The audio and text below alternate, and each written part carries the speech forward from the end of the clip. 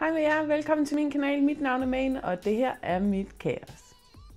Det er søndag den 2. november, og jeg har forsøgt at lave den her video 60 gange nu. Der er 4 ting, jeg gerne vil snakke om i den her video, og det er nummer 1, at jeg har købt nye mikrofoner.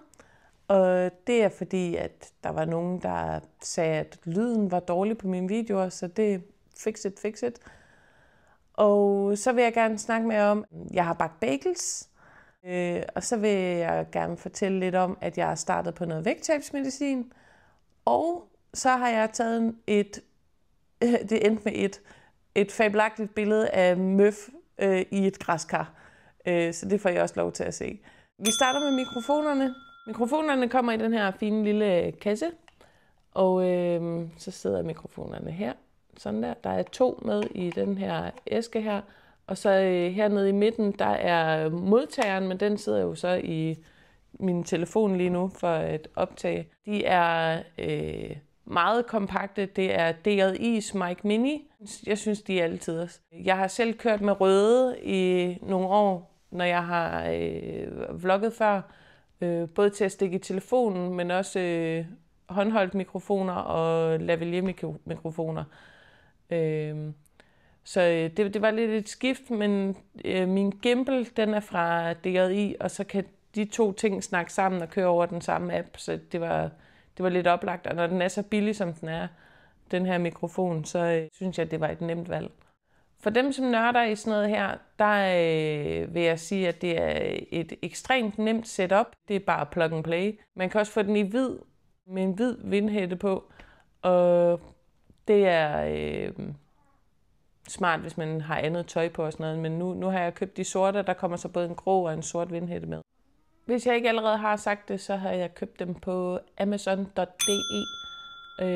og de er billige lige nu, fordi at de har lige udgivet nogle nye mikrofoner, som de hellere vil sælge, og så skal de af med alt det gamle bras, så nu købte jeg bare det gamle bras. Og så har jeg bagt bagels. Der vil jeg, mens jeg sidder og snakker, indsætte en lille video, så I kan følge med i det. Jeg fandt opskriften på nettet, og så har jeg lavet den lidt om. Blandt andet med at skifte vand ud med mælk, fordi at jeg gerne vil have en mere fyldig bagel. Jeg synes ikke, de hævede så meget, som de burde gøre. Næste gang så vil jeg putte gæren ned i mælken 5-10 minutter, før jeg blander det med resten af ingredienserne. Jeg lavede mine med sesamfrø på og birkes, fordi det var det, jeg havde. Næste gang der vil jeg prøve at lave en rosinbagel, og så med kanelsukker på, fordi det har jeg fået tidligere et sted i København, og det synes jeg smagte vildt godt, bare ristet med smør på. Så dem kunne jeg godt tænke mig at lave. Dem spiste jeg bare med Philadelphia på. Man kan putte det på dem, som man har lyst til. Og mere finurligheder er der jo ikke ved bagels. Det er ligesom en bolle med hul i. Altså, det er ikke så skide interessant. Men jeg vil lige vise jer, at jeg havde bagt dem. Videoen den bliver sådan set ikke færdig, fordi at min kusine hun ringede midt i det hele. Så I får ikke lov til at se de færdige bagels, fordi de var spist, inden at telefonsamtalen var overstået. Så nummer 3 ting, jeg vil snakke med jer om i dag, det er, at jeg er startet på noget vægttabsmedicin, og det hedder Saxenda. Det er lidt ligesom Wegovy og Ozempic. Ozempic og Wegovy er semaglutid, hvor det her det er liraglutid. Forskellen er med de 2 præparater er, at den skal man stikke sig med hver dag. Og det er jo ikke så meget anderledes, end da jeg fik insulin, da jeg havde graviditetsdiabetes. Så det generer mig ikke, at jeg skal stikke mig hver dag. Jeg har prøvet det før, og der tabte jeg godt og vel 25 kilo.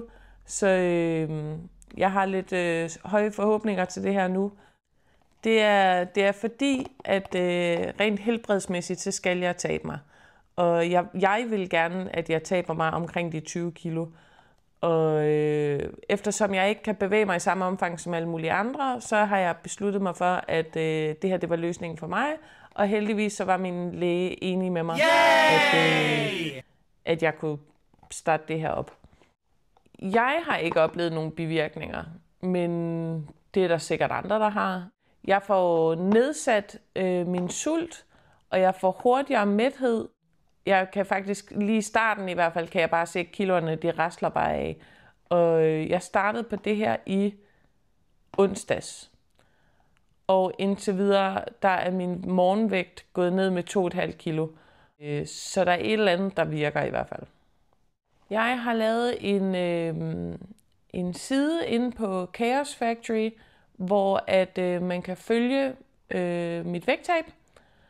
Og det er i den spæde start stadig, så der er ikke så meget at kigge på derinde. Men så hver uge, så vil jeg løbende opdatere på siden, og så vil der være lidt flere, hvad jeg spiser, og hvad jeg vejer, og hvad min mål er, og hvor jeg gerne vil hen med det her. Så der kommer til at være lidt ekstra på Chaos Factory. Okay, og så blev vi lige nødt til at snakke om det her, fordi at jeg så en TikTok, og der var det, at der var en mor, der havde taget billeder af hendes små børn i græskar. Og det synes jeg så vildt nuttet ud, så jeg ville jo vildt gerne tage de samme billeder af Møf. Og de kom til at se sådan her ud, som jeg viser nu. Så direktøren, han står lige bag ved hende og er klar til at gribe hende, hvis hun vælter. Jeg tog billederne, og så holder han en plakat bagved for at give noget, jeg kunne photoshoppe væk. Fordi vi ville ikke have hende udenfor, det var rigtig dårligt vejr, da vi tog billederne. Resultatet blev så til sidst det her billede. Det var det eneste nogenlunde okay, yber-photoshoppede billede, jeg kunne producere. Så tror jeg ikke, jeg har meget mere for i dag, men jeg håber, at jeg kan få redigeret den her video færdig, inden klokken bliver 6 i morgen. Og under alle omstændigheder, så ses vi så i næste uge. Husk at like, dele og kommentere, og allervigtigst, tryk på abonner-knappen. Hej hej!